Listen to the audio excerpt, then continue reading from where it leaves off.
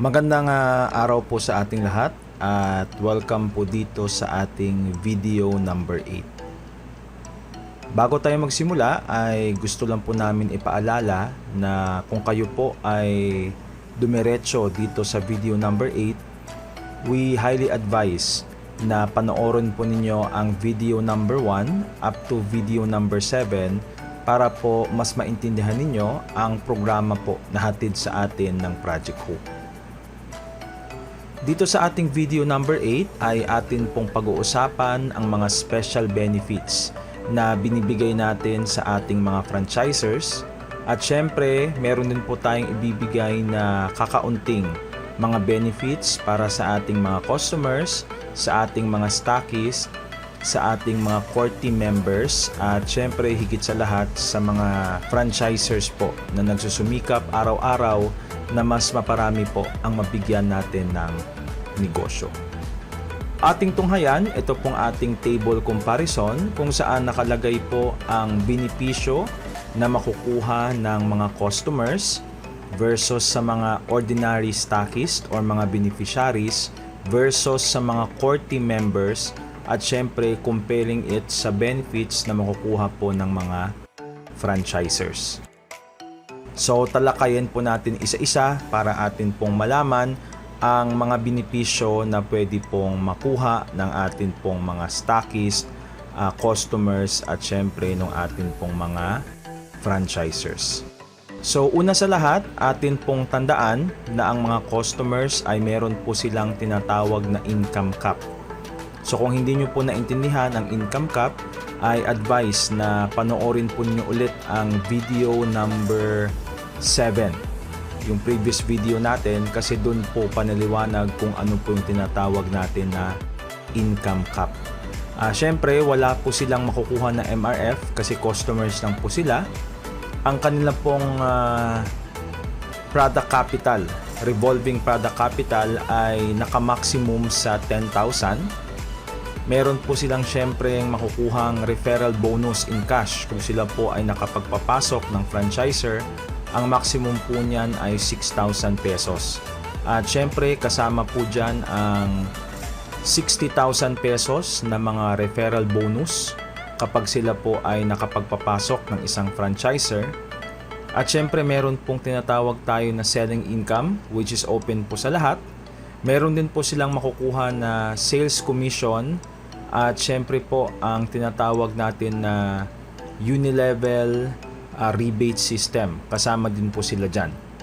Pero dahil po customers lang sila, ay wala po silang makukuha na retirement car, wala rin pong retirement house and lot, walang retirement commission, walang cash bond refund, walang other benefits, walang personal free products at syempre hindi po sila allowed na magbenta ng e-negosyo card at ng ating mga sub-dealer vouchers. So yun po ang mga benepisyo na ibibigay po natin sa atin pong mga customers. Ngayon, tunghayan naman natin ang pangalawang benefit which is yun naman po ang benefit na makukuha ng ating mga beneficiaries or mga ordinary stockists. So ito pong ating mga ordinary stockists ay meron po silang 50% na income cap. Ibig sabihin yung kanila pong income maximum of 50% kung ano man po yung amount doon. At syempre ang kanilang personal RPC or revolving product capital is maximum ng 100,000. At syempre meron din po silang personal cash bonus at referral bonus in terms of products amounting to 6,000 and 60,000 pesos respectively. And of course, they can also avail of our selling income. Meron din po silang sales commission which is cap. At syempre yung kanila pong unilevel rebate system na income which is po cap din siya.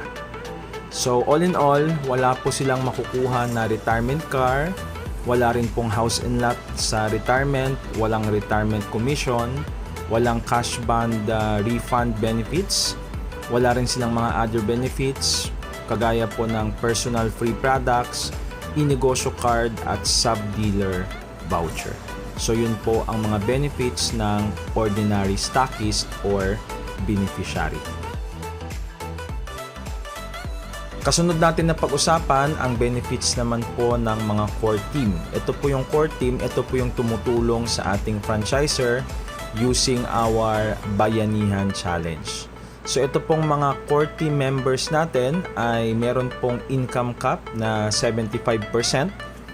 Wala po silang MRF of course. At yung kanila pong personal RPC or revolving product capital ay maximum of 1 million. Sila po ay merong entitled sa referral bonus in cash at sa referral bonus in terms of products na nasa 6,000 and 60,000 respectively.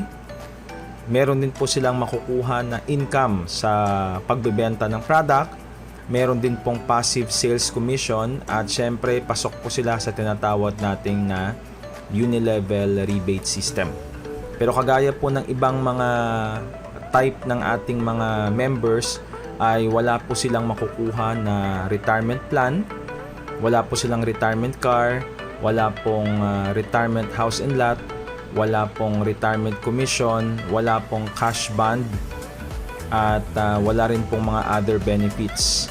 Wala rin po sila nung tinatawag natin na personal free products, wala pong inegosyo card selling, at wala rin pong pagbebenta ng tinatawag natin na sub-dealer voucher.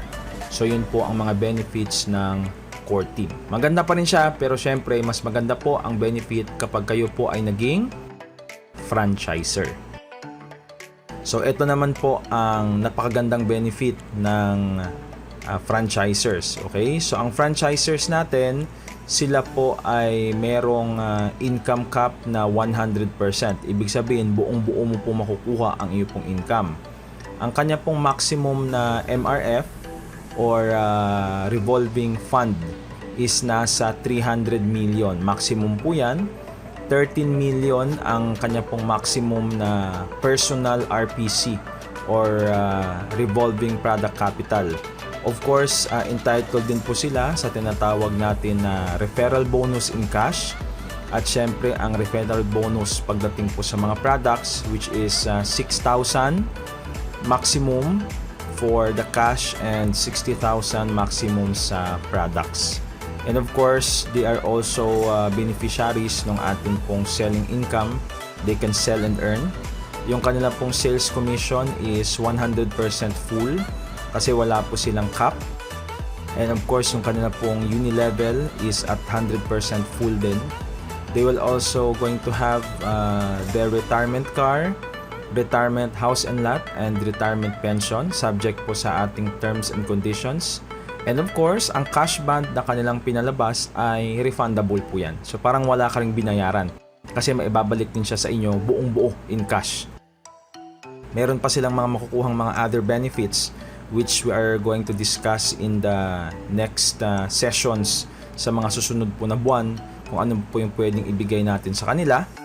At syempre, meron po silang makukuhang personal free products, no? So kapag ikaw po yung nag-sign up at naging franchisor ka, refundable na yung cash bond mo at meron ka pang makukuha na 60,000 pesos na products. So parang nalibre dahil merong refund policy at meron ka pang nakuha na free products. So it's really a value for money. Katunayan, lahat po nung nakikita natin sa screen ay wala po silang binayaran kasi ang franchisor has this offer of a refundable cash bond.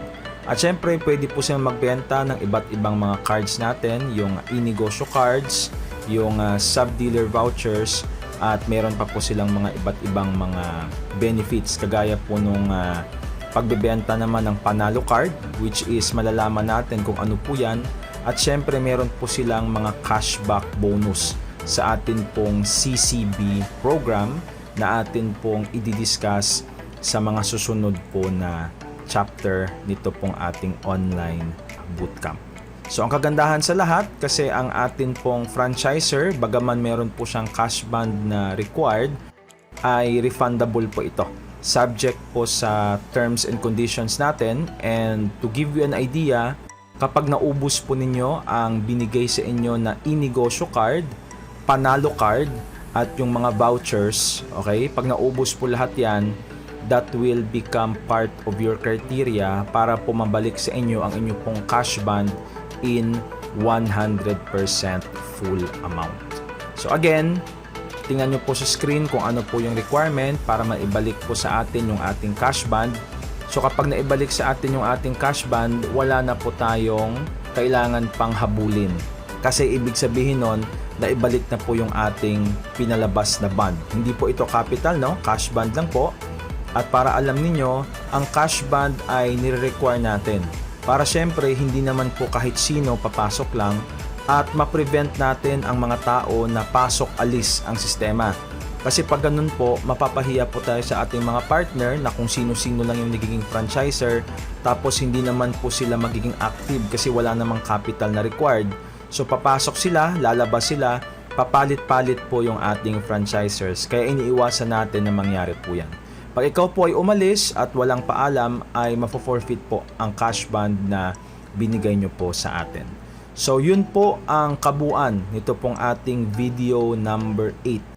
And we hope na panoorin po ninyo ang kasunod na video, ang video number 9, kasi doon po natin pag-uusapan ang RPC or ang Revolving Product Capital at ang sistema po ng pagbibigay natin ng credit line sa atin pong mga partner companies.